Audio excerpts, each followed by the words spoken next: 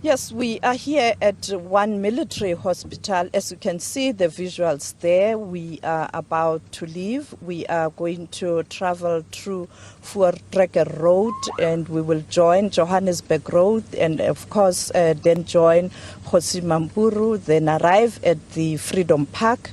The first point of call will be at Isivivani where Kaya Khumalo is, and then we'll move the coffins to the amphitheater where formal proceedings will start with the president expected to deliver the main message. As I can indicate to you, these are people who left the country going to different countries. For example, when you look at how that happened in those days, you'll find that some of the people who left South Africa after 1960, when the PAC and the ANC were banned, they used Botswana as a transit point, and they will meet there and they will be assisted in Botswana to cross to countries such as Zambia sometimes. Also, a country like Zimbabwe was also commonly used route to exile destination,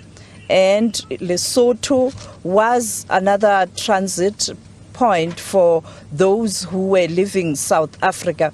Others would then go to countries such as Zambia. In Zambia, this is where those who were going up in countries such as the United Kingdom, the USSR, would use Zambia as the transit route, and therefore some of them would then go to Tanzania. In Tanzania, you had military camps there where these soldiers that were trained lived, and you know the place called Morogoro in Tanzania. It was a common camp for ANC. It wasn't only the ANC. You also had the political parties such as the Pan-Africanist Congress of Azania. You know that they had a very strong relationship with the ZANU-PF. On the other hand, you had MK that had a very close relationship with ZAPO in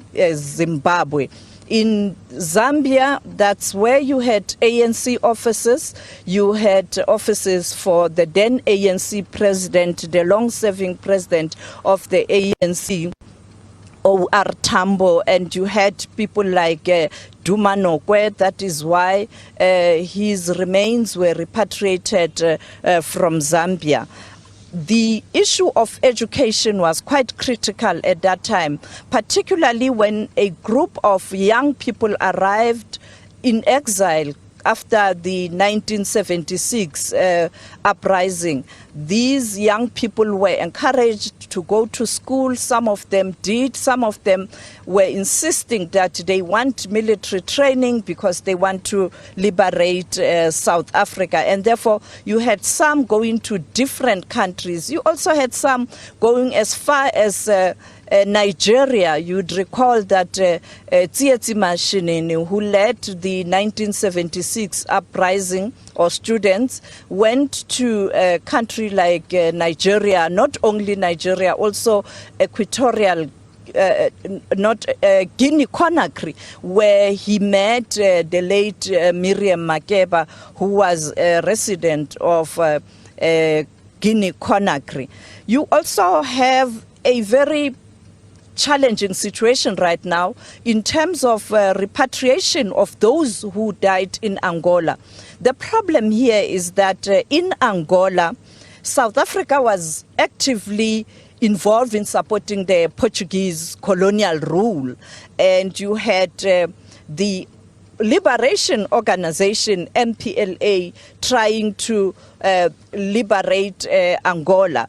At that time, you already had people in those countries, but when this war broke and the South African regime supported the Portuguese government, that even led to a civil war that ensued. And during the civil war, when UNITA started, the South African government and the United States of America supported UNITA, and the ANC members and cadres of Umkhonto weSizwe who were in Angola. I can name among them people like Ayanda Dlodlo once went to Angola and many others. They joined to support the MPLA to fight UNITA because this is a war. It was not just skirmishes. Those who died, there was no time to collect data or to even give them a decent burial. Some of them were buried with the people of Angola, and therefore to repatriate such remains is going to be a problem because you also have to negotiate with the Angolans because some of them were buried with Angolans and some of them you don't have information. In Mozambique, you know that Mozambique also was part of the frontline state. They supported the Liberation Organization, and you would recall that there were a number of parcel bombs that took place in Maputo and some people were killed. And who can forget, on the 17th of August 1982, Ruth First was killed by a parcel bomb.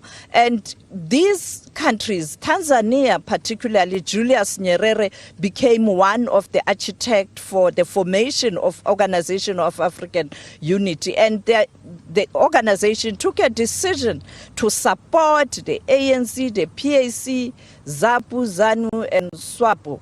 And therefore, that led to what is now called frontline state. That's what led to what we call frontline state. Now, at the Freedom Park, you will see that that wall of names, it has got names of people who supported the struggle in South Africa, who died when the frontline state were fighting with the then apartheid regime. And the names are from those frontline countries, which is almost your SADC countries, but that would include your Cuba and your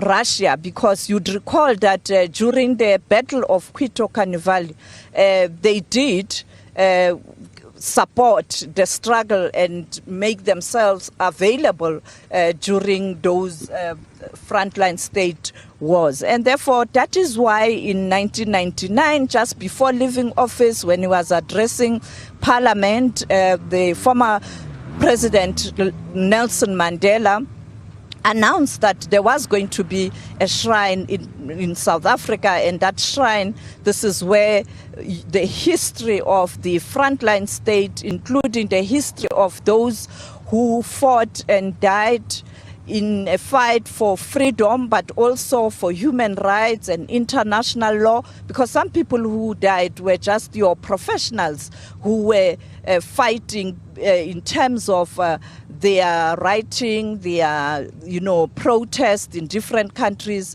as part of fighting for international law to be respected, and also for the then South African government to be sidelined. We know that finally that did happen at the United Nations.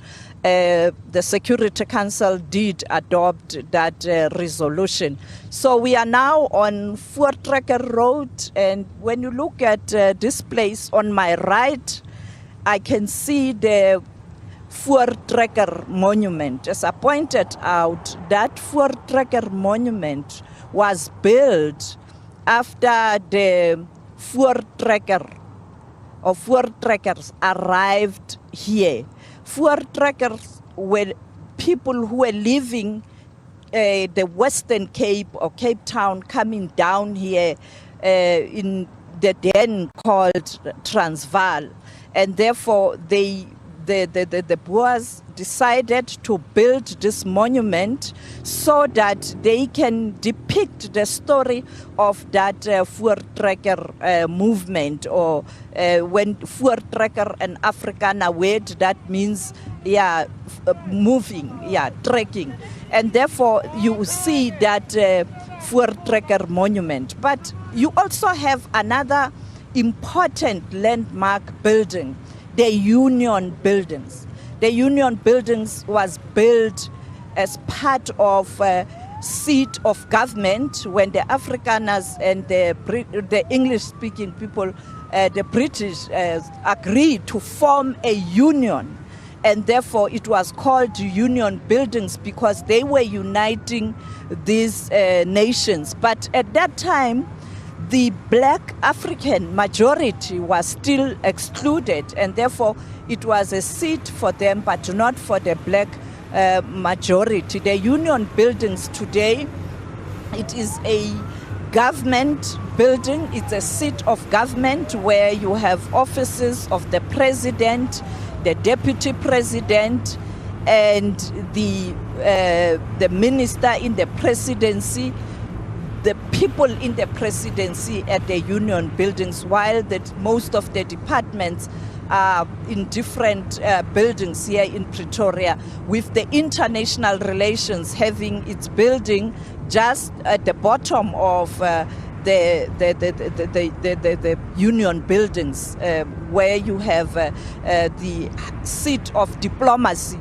as you know. And on the left, you can also see on the right, we are about to pass the Telkom Tower. So these are some of the landmarks in Pretoria, Tshwane, as you know it. And we will soon be joining the Johannesburg road, and of course we'll then get to the Hosimampuru and slowly make our way to the isivivan. As I pointed out, isivivan is quite important because this is isivivan in isiZulu or Nguni, which is a kraal, but not your normal kraal. It's a kraal where people used to gather and discuss, and there you have stones that were taken from 9 provinces to be part of building of that isivivan. This isivivan, this is where the spiritual ceremony is being conducted all the time. As you can see that behind us now, there is that Freedom Park. Unfortunately, we are told to take another route. We are getting to the route now. There's a change of route. We are about to join the procession. Unfortunately, we were told to take a 10. They took a 10, I think, avoiding traffic. So you can see in front of me, this is the Voortrekker monument. I hope you can see the Voortrekker monument as we continue on our route to the Freedom Park. That's what we are about today. It is the remains of those who died in exile. That would include people who were not necessarily soldiers. As you know that during the struggle they had to have all the expertise, people with medical expertise, people who could teach, and therefore you have nurses and doctors who also perished in exile. You also have children. As you know that the most challenging thing about being in exile was that your social being was also affected, because we know that they were separated from families, and they were the homesickness, the frustration, their inability to go home, particularly those who felt very strong that they wanted to fight. You also have dangers that were associated with activism. As you know that some of them were killed while crossing the border. Who can forget Unkgopotse Tiro and many others. Others were kidnapped, others were caught in skirmishes. And also there was infiltration. The most sad part was the infiltration, because you would have people who would give the then apartheid regime information in terms of where they were training or where they stayed. As you know that at some point in time, the offices of the ANC in Zimbabwe were bombed. It was not that easy, and the dangers of infiltration led to the psychological warfare, because after you have experienced that trauma with someone that you know very well, it will be difficult to integrate or to communicate with that person. That is why there are reports that there were atrocities committed in exile, particularly when it was established that some of these people were sent there to infiltrate the liberation organizations. And when you look at the transit places, I pointed out it was your then Southern Rhodesia and Botswana. In terms of the final destination, you had countries such as Zambia, Tanzania, and Angola. The frontline state also included, perhaps by extension, the United Kingdom. The military training, particularly, that former President Nelson Mandela was trained in Algeria, in Ethiopia, Ben Bella giving him that gun that they couldn't find. And also you had camps in Egypt and the USSR. As we enter part of this Freedom Park, driving towards the Isivivan, the very emotional area for many people, because this is where they connect and communicate with those that fall while fighting freedom. We are told that the program will not be long, but we expect the South African president to again emphasize the role played by countries to liberate South Africa. And it is not only African countries. China supported the Communist Party. As you know, that at some point in time, Dumanokwe himself and also Walter Sisulu went to China, where they met Chairman Mao asking assistance. You had the USSR. We know that many went to military school in the then USSR when Russia and Ukraine were still the same union. And you know that majority of those who went to the USSR, they got the physical training in Ukraine. And in Russia, it was more of the training institutes. You have people like the former minister Lindwe Sisulu, who was also trained in Russia. The former South African President Mbeki also was at some point in time in the USSR or Russia. It is a story that touches many lives. And when you look at the PAC, as I pointed out, the leader of the PAC, the president of the PAC, died in exile, and his remains are being brought home today. His family is here. We spoke to the family during the week, where they really spoke passionately about the role that he played in liberating South Africa. We are now at Freedom Park, and I guess my colleagues in studio, you can start looking at what we have and what's happening inside Freedom Park. We will join you again inside the amphitheater. Back to you in studio.